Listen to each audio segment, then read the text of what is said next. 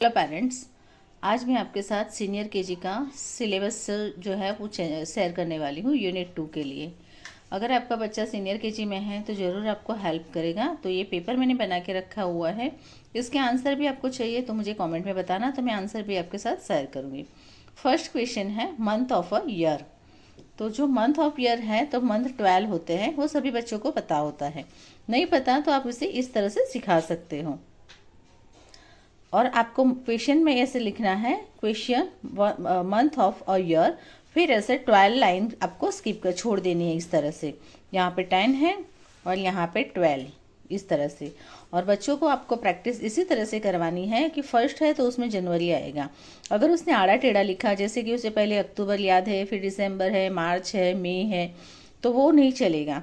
आपको first number है तो जनवरी ही लिखाना है, तो उसे ऐसे पता चलेगा कि फर्स्ट मंथ जनवरी होता है, सेकंड मंथ हो फरवरी है, थर्ड है मार्च, फोर्थ है वो अप्रैल। इस तरह से आप सारे लिखवाओ तो उसको प्रैक्टिस भी होगी और याद भी रहेगा। सेकंड क्वेश्चन है लैंड ट्रांसपोर्ट। सेकंड है लैंड ट्रांसपोर्ट, तो वो भी आपको इस तरह से स्किप करवानी है। जितनी भी लाइन है वो आपको ड्रॉ करके रखनी है, जिससे बच्चा अच्छे से लिख पाएगा। तो यहाँ पे 12 दिया हुआ है, तो इस तरह से 12 लाइन छोड़ देनी है। इंडोर गेम, क्वेश्चन थर्ड है नेम ऑफ इंडोर गेम। तो वो आपको इस तरह से, यहाँ पे मैंने 8 लाइन स्किप की हुई है, छोड़ दी है। ऐसे आपको 8 लाइन छोड़ के फिर लिखना है, तो बच्चा अच्छे से लिख पाएगा। नेम ऑफ इंडोर गेम, तो इंडोर गेम आप कोई भी लिखवा सकते हैं, ऐसा ज़रूरी नहीं है कि हमें जो स्कूल में से लिखवाई है वही लिखानी है। अगर बच्चों को याद रहे वही हमारे लिए बेस्ट है। तो उसी तरह से आपको इसमें इंडोर गेम लिखवानी है। अगर बच्चे कोई घर में खेलते हैं इंडोर गेम तो वो भी आप इस तरह से लिखवा सकते हो। इसके आगे वाले क्वेश्चन में बताया था जैसे कि लैंड ट्रांसपोर्ट, तो लैंड ट्रांसपोर्ट भी आपको इसी तरह से लिखवाने हैं।